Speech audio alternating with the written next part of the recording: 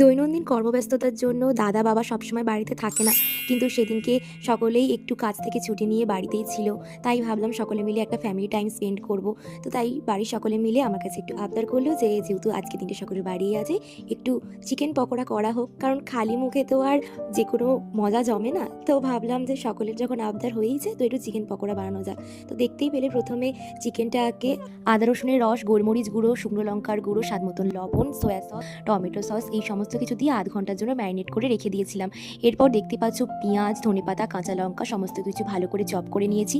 এরপর এই উপকরণগুলোকে ম্যারিনেশনের মধ্যে দিয়ে ভালো করে মাখিয়ে নিলাম।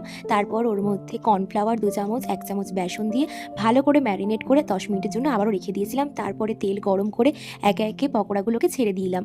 কিন্তু সকলে মিলে পকোড়া খাবে তো বলেছিল, আমার এদিকে মনে হলো শুধু শুধু পকোড়াই খাবো। পকোড়া যখন করিয়েছি তখন এই পকোড়াটাকেই আর একটু স্বাদ বদল করে কিছু ইউনিক বানানো যাক। তাই ভাবলাম পেঁয়াজ ক্যাপসিকাম তো মোটামুটি সবসময় বাড়িতে থেকেই থাকে, তো পেঁয়াজ ক্যাপসিকামগুলোকে কিউব শেপে কেটে নিয়েছিলাম। আর ওই পকোড়া ভাজার তেলেই অল্প একটু রসুন কুচি, পেঁয়াজ, ক্যাপসিকাম আর অল্প একটু নুন ছড়িয়ে হালকা করে একটু ভেজে নিলাম।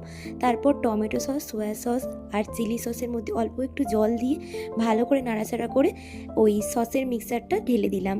তারপর অল্প একটু শুকনো লঙ্কার গুঁড়ো আর চেরা কাঁচা লঙ্কা আর হাফ চামচ মতো কর্নফ্লাওয়ার জলে মিক্সড করে নিয়ে ওর মধ্যে দিয়ে দিলাম। হালকা একটু নাড়াচাড়া করে নিয়ে পকোড়াগুলো দিয়ে উপর থেকে একটু ধনেপাতা ছড়িয়ে নামিয়ে নিলাম। আর রেডি হয়ে গেল আমাদের tasty tasty hot garlic chicken. তো এবারে সান্ধ্যকালীন যেহেতু খাওয়া দাওয়া, চা না হলে তো বাঙালির হবেই না, তো চা আর সঙ্গে হট গার্লিক চিকেন সমস্ত কিছু নিয়ে বসলাম। ফ্যামিলির সকলে মিলে গল্প আড্ডা হই হুল্লোড়ের মধ্যে দিয়ে বেশ দারুণ কাটলো সন্ধ্যেটা। ভিডিওটা কেমন লাগলো অবশ্যই জানিও। বাই।